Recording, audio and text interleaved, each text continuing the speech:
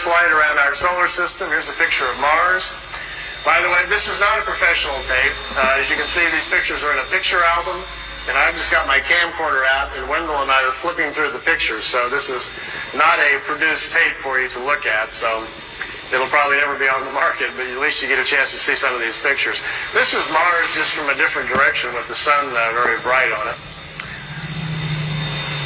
Now, here is Mars, but here's one of these satellites. It's in orbit around Mars, made on Earth, unannounced, and is in orbit. This is the spring of 1976, and this device is in orbit around Mars. I don't know exactly who made it or who put it up there.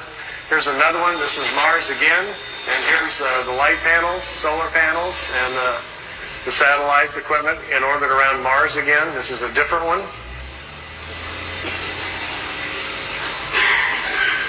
This is a dust storm on Mars. Billy wanted to get close and try to take pictures of artifacts. You've all heard about some of the Sedona Plaza on Mars, about the face on Mars that Richard Hoagland and other people have been looking into. Billy published a paper back in the 70s talking about that. There was a race of people lived on Mars. They had a terrible catastrophe about 186,000 years back. At the time, there was about 40 million people killed on Mars, and they're all gone now, of course. So there were societies there, and we will find quite a few remains of their civilization once we get up there. Here he's on board one of their large motherships. This is the side or the edge of a saucer that was parked inside as he was walking by it. Here's Jupiter. Here's the mothership in orbit. They're flying into it to go aboard. It was 17 miles high and about 10 miles in diameter. He spent 3 days on it. They went to different places in our galaxy to show him around. This was the craft that was right in front of him as they were flying into it. He took a picture of that one. Here, again, is back at Mars. These aren't in any particular order. Here's another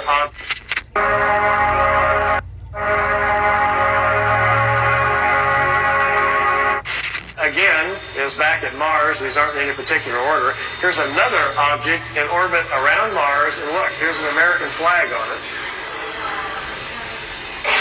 So there's a couple of things that they put up there that the military's put up that we don't know about. This is a picture of Billy in a suit. He's on a prehistoric planet to see the dinosaurs. He's got a breathing apparatus on. This is the Pleiadian man, and they've stepped outside of the ship so he can see the animal life on this prehistoric world. Got his picture taken too. That's pretty good, isn't it?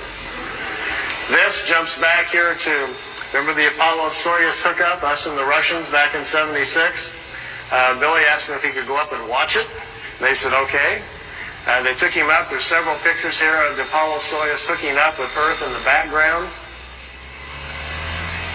Some of the wildest pictures he's got. I mean, just look at the vantage point. The planet's in the background. How else would you get this picture unless you were up there at that particular vantage point? Not a lot of people have that in their photo albums, you know.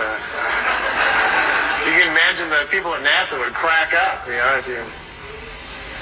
They'd probably find it a little hard to believe at first, but they don't have pictures like this. Here it is, where it's just hooked up. There's Earth in the background, and here's the two capsules coming together. This is the top of the mothership. There's windows, but there was nobody in the windows as they came into it. We really missed out here. Billy shot, he said, 3 or 4 rolls of film inside the mothership, talking to people and going up and down the halls and so forth.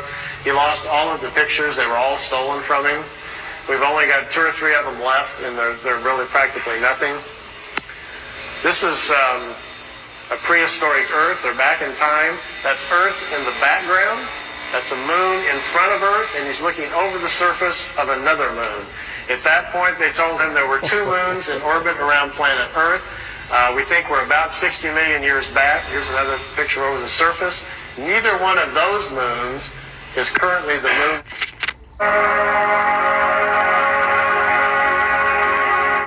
Surface. Neither one of those moons is currently the moon that's in orbit now. The moon that's in our orbit now, they say, has only been there around 5 million years. Look at this one. This is another piece of equipment in orbit around Mars, and it's huge. It's like a space station, and it's in orbit around the planet. It's also from Earth. We haven't heard anything about that, have we? Here's the dinosaur pictures. Billy's back inside the ship, and there's a viewing screen in the craft, and he says he's taking these pictures. Here's our first dino. He's got kind of gold brown skin, got large hind legs, short forelegs, and a head that looks kind of amphibian, like a vegetarian type. Here's the second one. There's a bird here apparently dropping some food or something. Is that Charles? Charles dropped his food. This one's pretty hard to see. Here's the head of some sort of creature crashing through some bushes here. It's hard to tell. I know it's probably hard to see these anyway from back there, but just the idea that someone could actually go back in time just really gets my brain going. There's a bird. Yeah.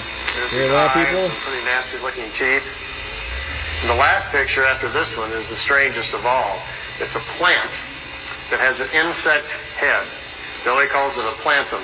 They were trying to explain to him how the evolution of different life forms goes.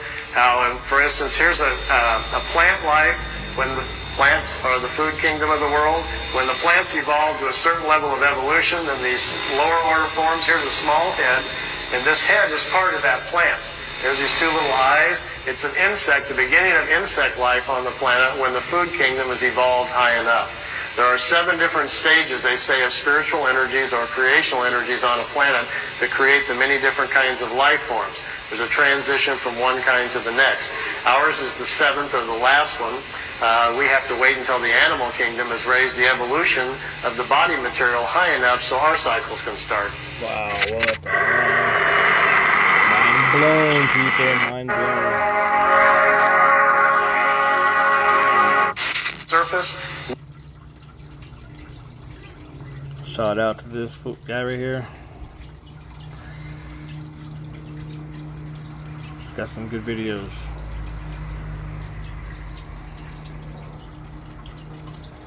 Hit that like. More to come.